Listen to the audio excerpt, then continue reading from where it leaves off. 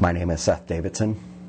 I am a happy, successful member of SteppingStones, and today I'm interviewing Russ. Ditto.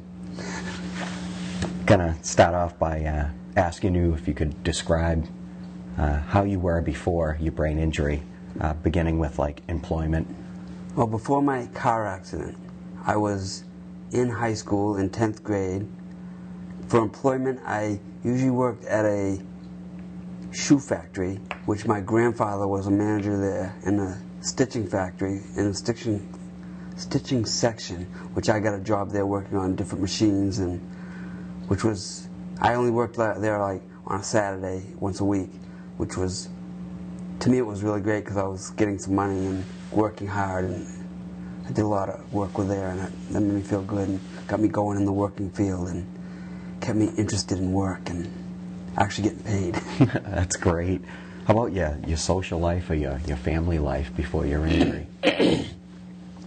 Before my accident, well, I have a pretty big family, I guess, and we all get together, like on Thanksgiving, we'll all go to my grandparents' house and everybody will be there, and we'll have a big turkey and we'll all have a big meal and stuff like that. And my grandparents have passed away a while back, so we still get together at one of the aunt or uncle's houses, and we do the same thing still. And everybody gets together and comes over, and we all have a party, I guess. And that's great. How about in high school? Did you hang out with a lot of people, have a lot of friends? Did you Oh, before my accident, I had thousands of friends, all different cities and towns and everything, but after my accident, I didn't have any friends, so it was like, even my best friend wasn't my best friend anymore, so I just got along doing what I can by myself and had to do a lot of things on my own, and which was difficult. But were you involved with any sports in high school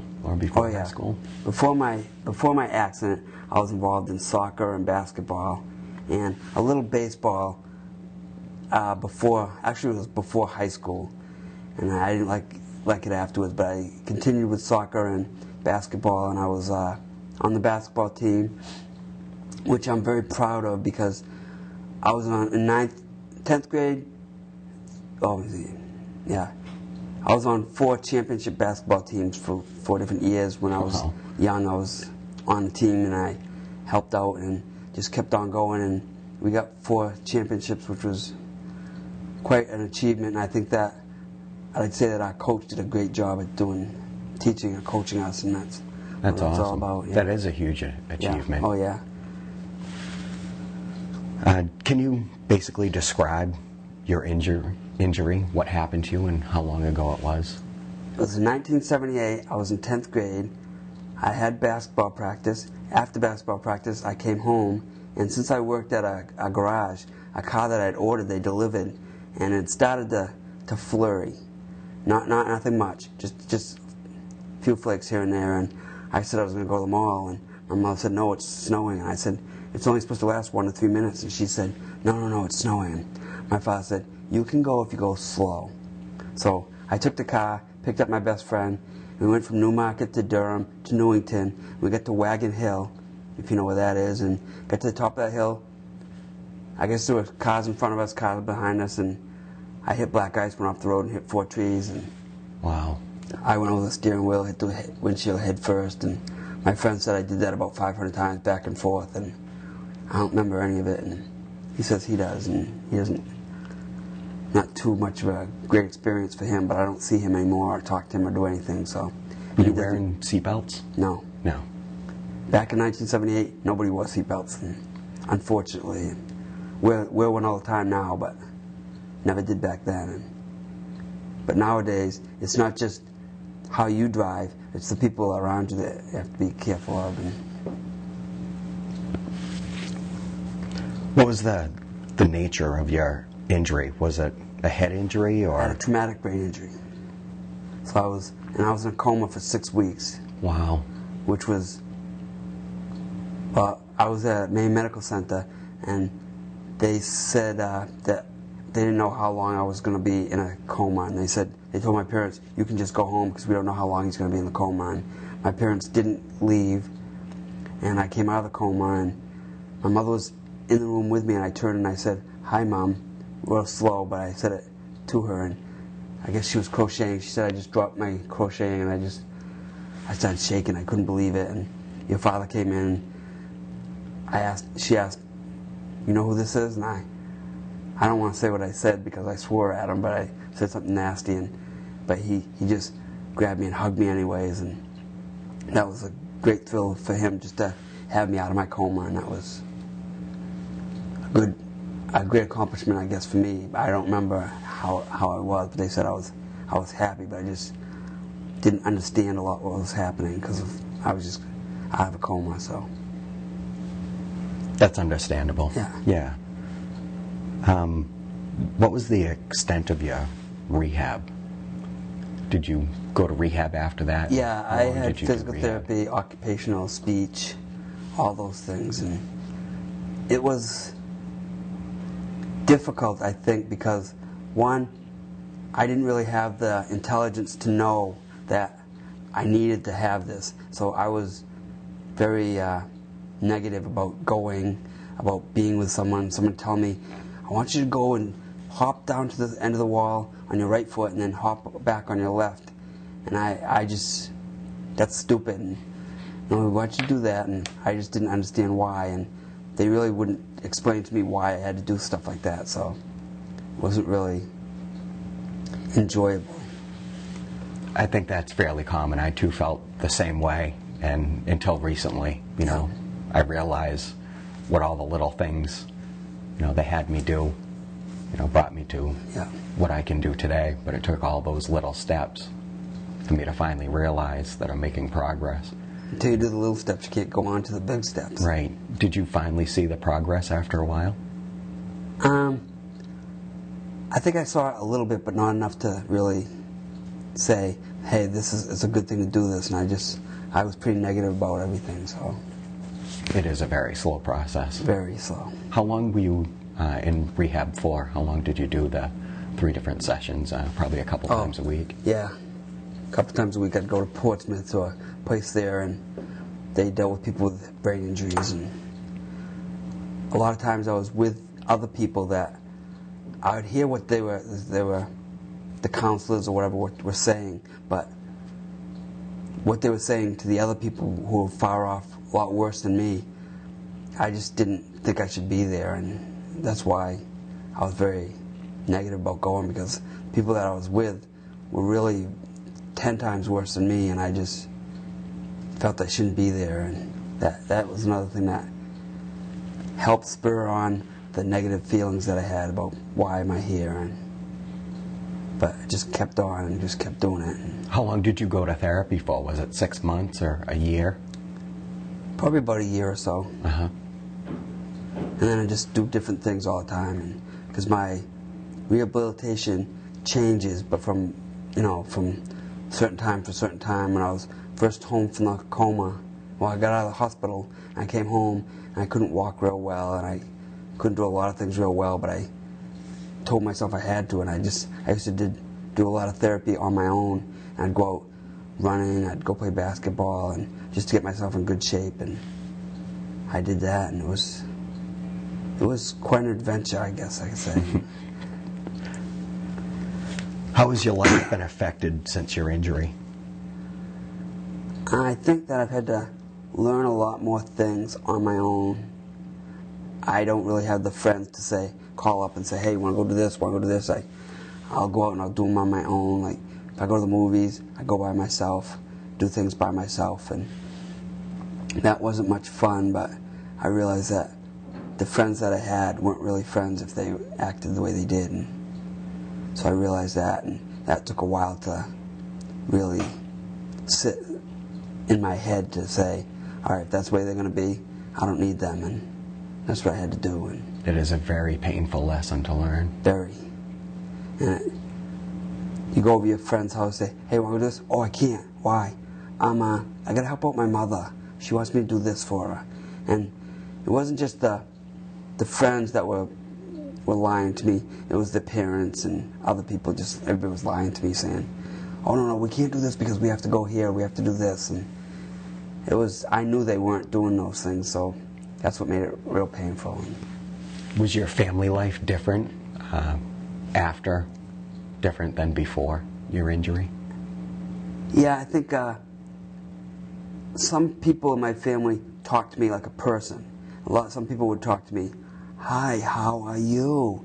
Are you doing okay?" And they talked to me like I was retarded, and I just didn't understand anything. And I just had to kind of laugh at those people and say, "I don't even want to be with you. Just if that's the way you're going to be and act towards me or talk towards me, the way you are, it's not right." Unfortunately, it's because they don't understand Yeah. the nature of what was going on. I went through that too. That's a big thing. It really is. And people say these nasty things about you, but I always say to them, I say, "You know what? What do you know about what happened to me?" And some people say, "What do you mean what happened to you?" And I'll tell them, "Hey, I was in a car accident. I had a traumatic brain injury, and I was in therapy for years, and they said that you had?" So I've had people talk about people here and say, "Look at them. What are they, a retard?" And I said, "Why? What's wrong with them? Look at the way they're walking. Look what they're doing." I'm like, "So what? Maybe they had a problem. Maybe they had an accident or something that made them like that." And I go, "Yeah, well, I don't want to be like that ever." I'm like, "Why?" "Because that would never happen to me." I'm like, "Well, it happened to me." And they go, "No, nothing happened to you." I go, "Yeah, it did. And I was in a car accident in 1978, and I was just like these people, but I've had to do a lot of rehabilitation, therapy, counseling, all those things, and it's not fun, but unless you do it, you don't get anywhere, and you got to keep at it every day, which is always difficult too, because you don't always remember, because of the head injury, you don't always remember things, and someone could tell you something and you would just forget. When I first came home from the hospital, when I first came out of my coma, they'd say, "Your name is Russell. What's your name?" And I'd say, "I forgot." And it was that bad right off, so I had to do a lot of rehabilitation with that and memory stuff. Has that gotten any better? Oh yeah, a lot better. That's awesome. I do a lot of work on my own, reading and writing, and I had a best friend that he works with JM Productions that he started, and I work with them too, and I'm an authenticity producer, which is nice, and they owe me some money now, which I'd rather just have the money and just say, "Hey, I'm going to Hawaii" or something. But it's a process. Everything's a process. Absolutely. How about financially? Financially I think that if it wasn't for insurance, I probably wouldn't be here today, because I had a $250,000 hospital bill, and there's no way my parents, my family all together could pay that. It was just too much. But I had a lot of insurance. My father had a lot of insurance because of the company he worked for. He was a car salesman, manager, and he pretty much ran the whole place, so he had a lot of insurance. And if it wasn't for that insurance, I don't know where it would be. But it's good to have stuff like that. Yeah. How about now? Does the state help you out at all, or Social Security? Or? Yeah, I have Social Security, Medicaid, and stuff like that. It helps because, like, if I get medication, if I have pills I have to take, and if I run out of pills, if I just went out to the store and I bought them, I'd probably have to pay about $800 just for one bottle. But because of the Medicaid I have, I pay $2 or something like that, which is a great relief and keeps me alive and kicking. How long did it take you to get onto that? Was that something that happened while you were in the hospital, or was that something that you had to fight for later on down the road? The Medicaid? That's right. Yeah, I think the government threw a whole bunch of different things at me, saying, "Oh, he's going to need this and this and this and this." And I'd say probably if they had 50 things I had to do a day or something like that, I really didn't need to do those things, but because it was all experimental, because they didn't know about as much about head injury as they do now, that things would have been a lot better if they did. But I think there's with the technology and the knowledge that they have about head injury now, that things are a lot easier for people. I think financially it's still difficult, but you have to just keep on doing what you're doing and hope for the best things to happen. Definitely. Speaking about believing about the best things to happen, what are your belief systems? I mean, are you spiritual? Do you believe in God? I believe in God. I used to be Catholic, which I'm not anymore, thank God. And I have a Bible at my house, Bibles at my house that I read and pray once in a while, but I go to church occasionally, but I don't have any church that I strongly believe or have beliefs that I have to do what they say all the time. Did you go to church every week before your injury when you were a kid? Yeah. Just something you chose not to do afterwards? Well, I did afterwards a little bit. I got out of the Catholic church, definitely, and I went to another church, and they're not real strict about you have to do this and do this and do this, and you're more or less left on your own belief system, so you know what you have to do and you follow their ways. And that's what I try and do and keep up with that. Oh, that's awesome. Works so far. Yeah. How do you feel emotionally today?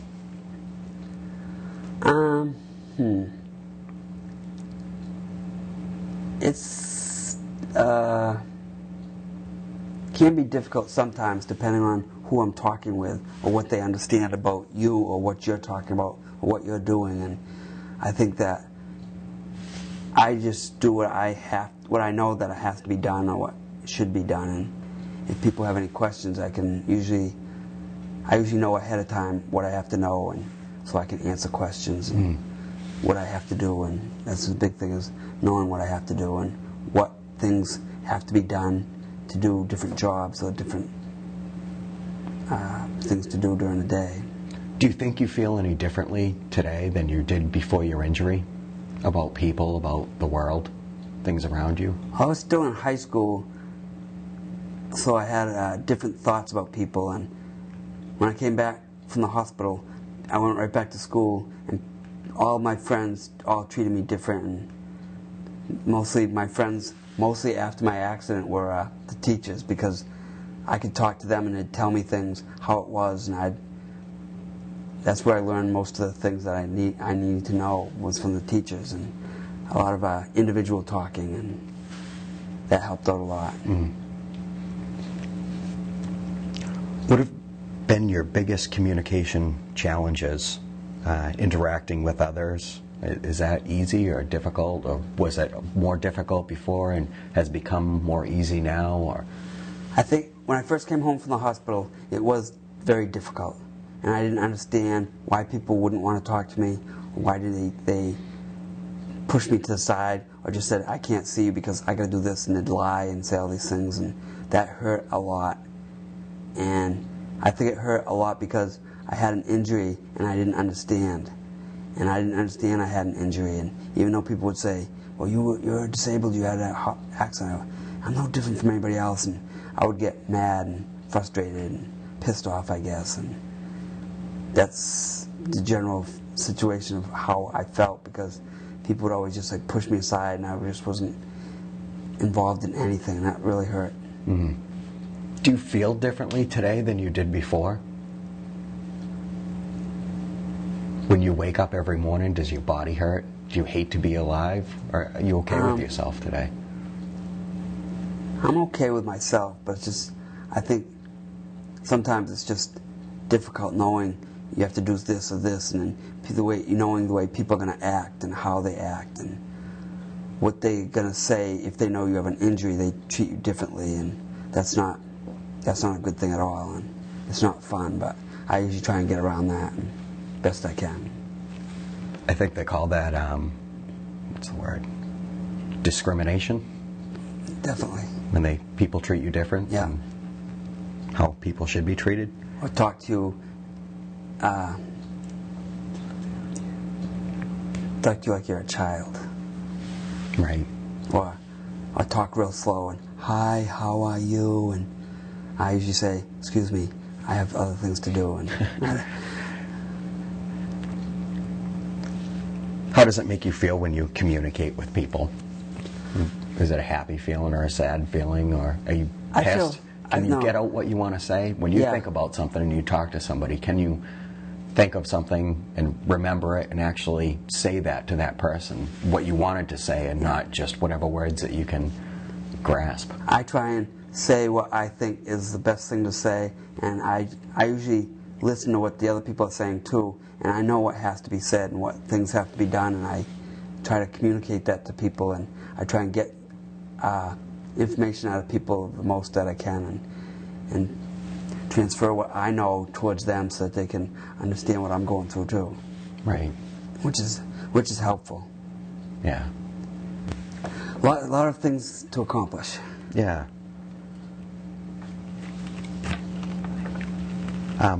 Last question, or next to the last question. If you could describe to me how SteppingStones has influenced your life, or how SteppingStones has helped you, and well, first of all, how long have you been coming to the SteppingStones program? Almost 5 years, I'd say. 4 years, almost 5. That's awesome. And I've learned a lot of different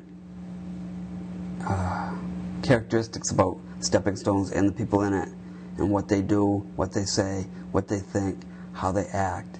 And it's a long haul to do, but once you get into it, it gets easier for you, and it's more helpful, and people can learn more about each other and more friendly with each other, and that makes coming here a lot easier because people are more productive with each other, and that's very helpful for everybody. What do you think has been the best thing or your favorite thing about the SteppingStones program? Is it the people? Is it the classes? Is it the food? I think the people are really great, because I think everybody is learning new things, so that way I know that each person is growing more. I think that's a good word. They grow inside and outside with what they learn, and they become better people, and that's a good thing. I think they become better people, and I think that I've seen that in a lot of people, and it's a great accomplishment. Yes, it really is. Is there anything else that you'd like to say about the program before we... I'm glad that I discovered it, because I've gone through a lot of different programs that were really not worth going to, but I've come here and it's very productive, and it's very influential to a lot of people, and people learn a lot, and that's what I think it's all about, coming someplace where you can learn something and get a lot out of the program. And I think I've learned a lot, and I've helped a lot of people to learn more things, and that's been a great plus for myself and other people there. Do you think this has been just as therapeutic for you as the therapy that you went through at the hospital? Or do you think this is better therapy or different therapy? Or I think that this therapy and the therapy hospital were beforehand, I think they're both very good, but I think that when I came home from the hospital, I had to learn those things first, the therapy and different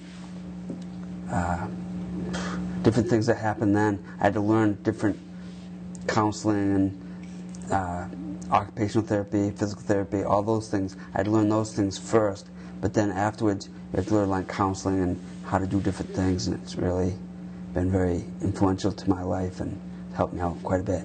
That's great. Russ, thank you so much for speaking with me and doing this for the SteppingStones program. It's a great place to be, and I think everybody has a great time here. Very influential. Definitely. Thank you again, Russ. Thanks.